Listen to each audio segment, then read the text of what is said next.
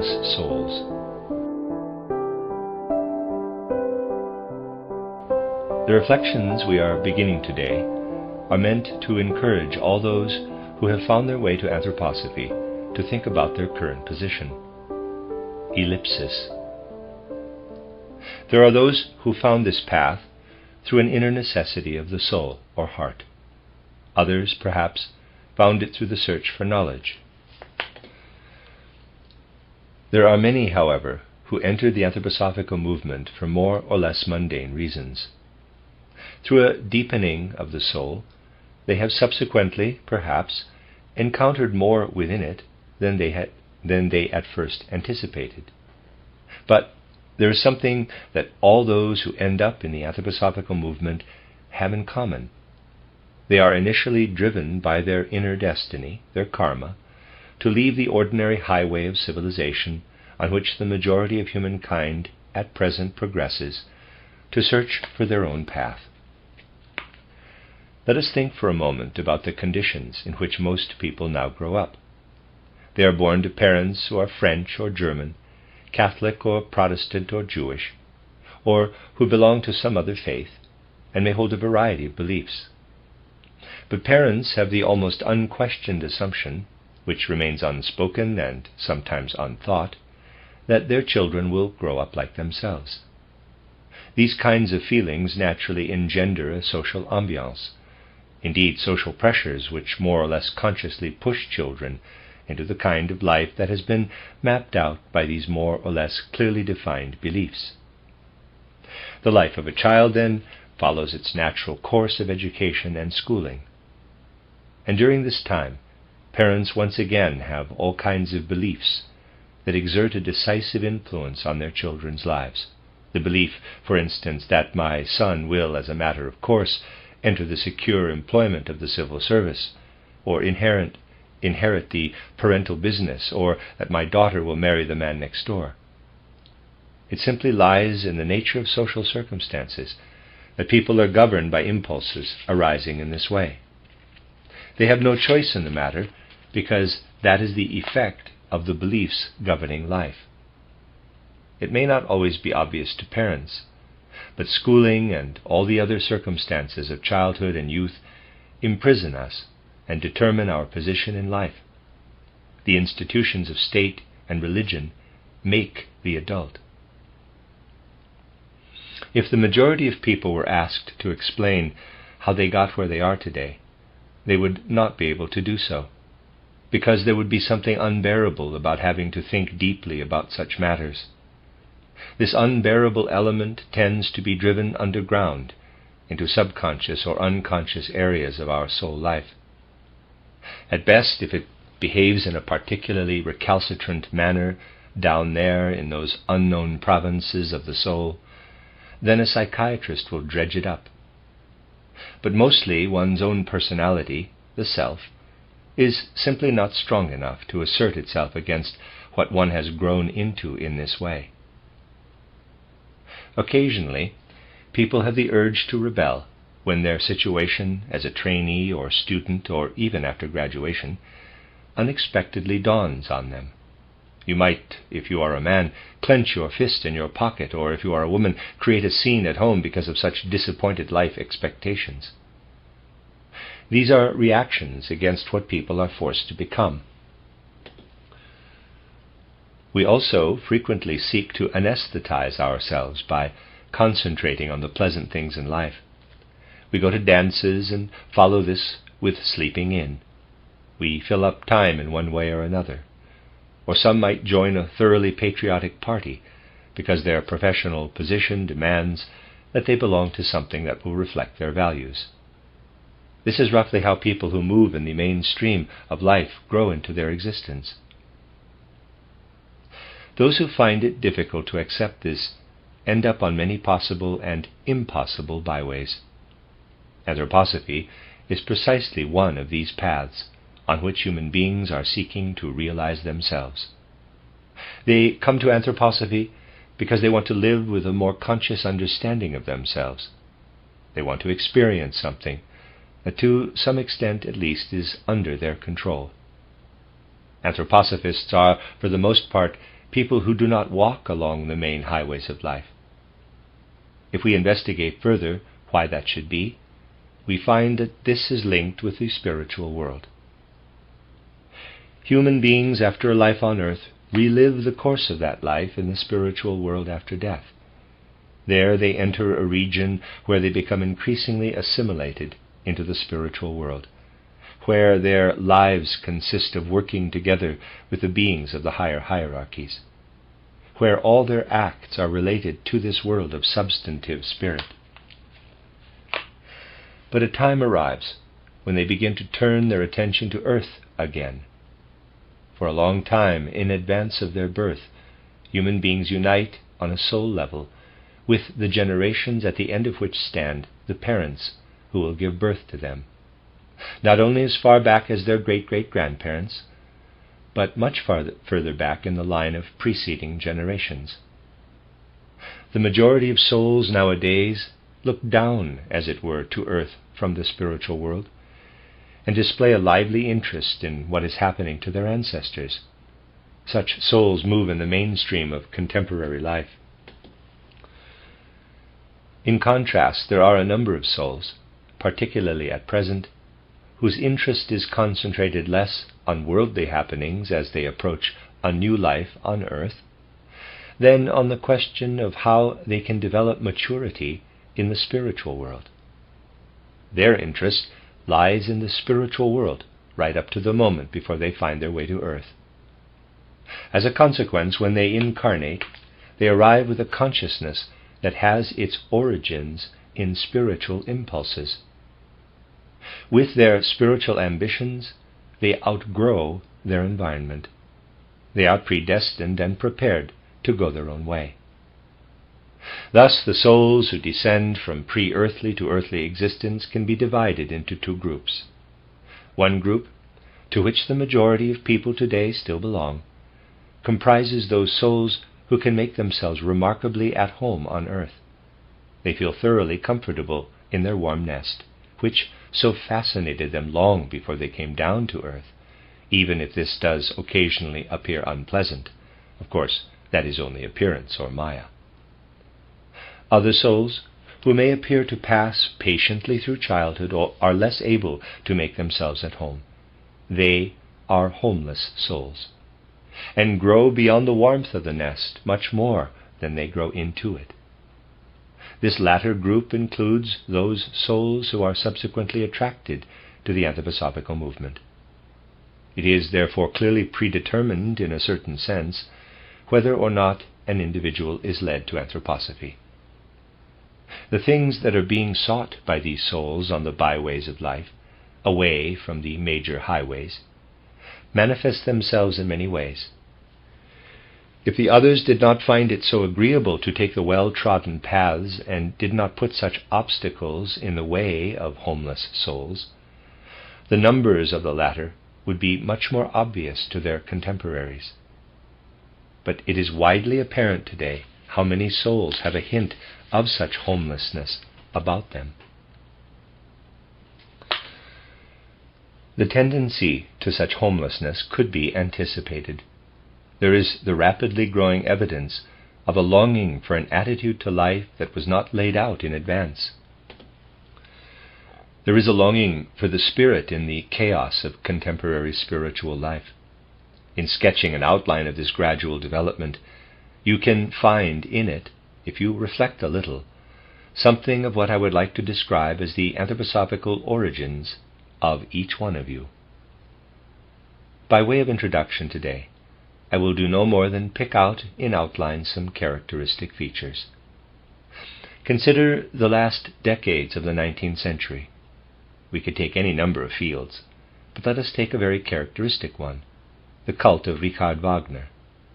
It is certainly true that much of this cult consisted of a cultural flirtation with new ideas, sensationalism, and so on. All kinds of people gathered in Bayreuth. One could see people who thought of the long journey to Bayreuth as a kind of modern pilgrimage. But even among these bohemian types there were those who were also homeless souls. The essential effect of Wagnerism, not just as a musical element, but also as a cultural phenomenon, was to offer people something that went beyond all the usual offerings of a materialistic age. This gave people the feeling that here there was a gateway to a more spiritual world, a world that was different from their normal environment. What went on in Bayreuth led to a great longing for more profound spiritual aspirations.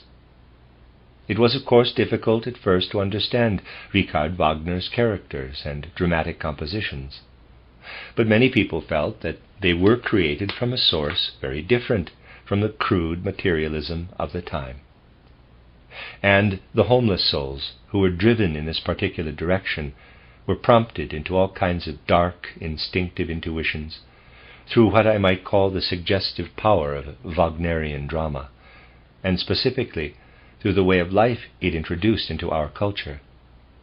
Indeed, it is true to say that subsequent interpretations by theosophists of Hamlet or other works of art are very strongly reminiscent of certain essays written by Hans von Volzogen, who was not a theosophist but a trained Wagnerian, in the Bayreuther Blatter.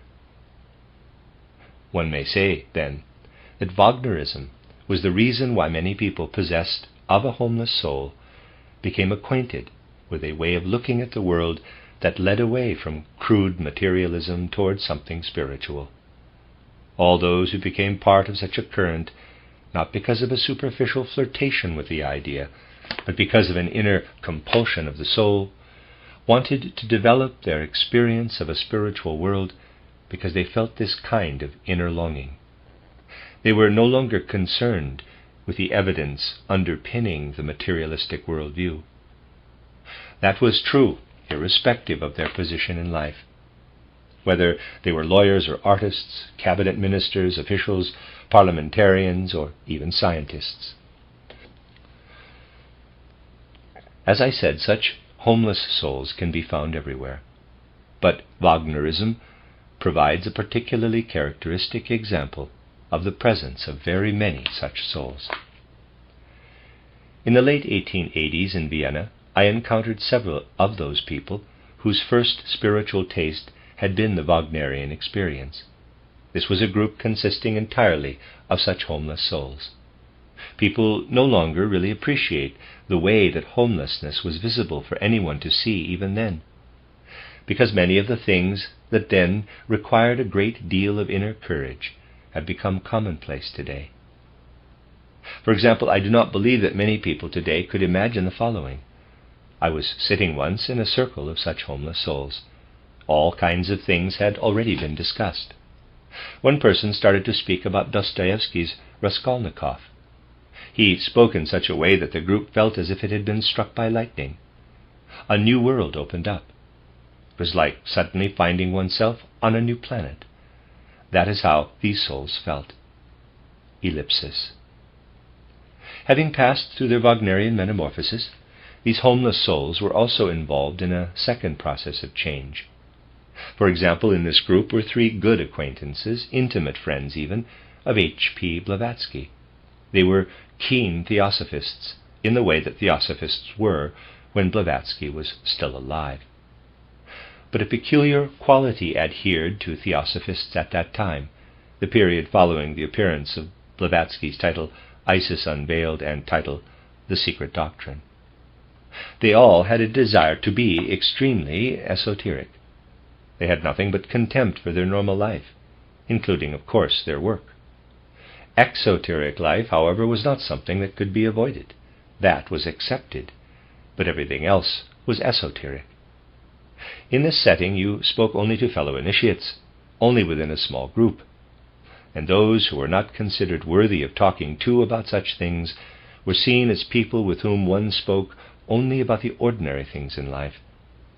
It was with the former that you discussed esoteric matters. They were people who, although they might be engineers, from the moment they stepped into practical life, would avidly read a book like Sinnett's title Esoteric Buddhism. These people possessed a certain urge, partly still as a result of their Wagnerian past, to explain all legends and myths from an esoteric perspective.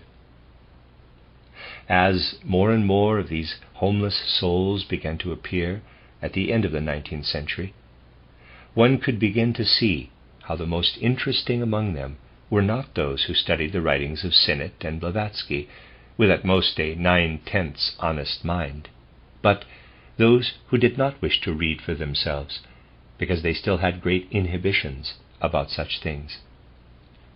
They listened with gaping mouths when those who had been reading expounded on these things. It was most interesting to observe how these listeners, who were sometimes more honest than the narrators, grasped these ideas with their homeless souls as essential spiritual nourishment. To listen was for them spiritual nourishment, which, despite the relative dishonesty with which it was being presented to them, they were able to transform into something more honest through the greater honesty of their souls.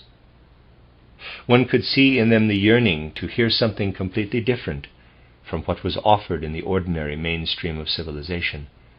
How they devoured what they heard. It was most interesting to observe how on the one hand the tentacles of mainstream life kept drawing people in, and how on the other they would appear at one of the meeting places, often a coffee house, and listen with great yearning. The point is that the honest souls, the ones who had been subject to the vagaries of life, were there too. How souls unwilling to admit to their homelessness were unable to find their bearings was particularly evident toward the latter part of the 19th century. A person might, for instance, listen with profound interest to an explanation of the physical, etheric, and astral bodies, kama manas, manas, buddhi, and so on.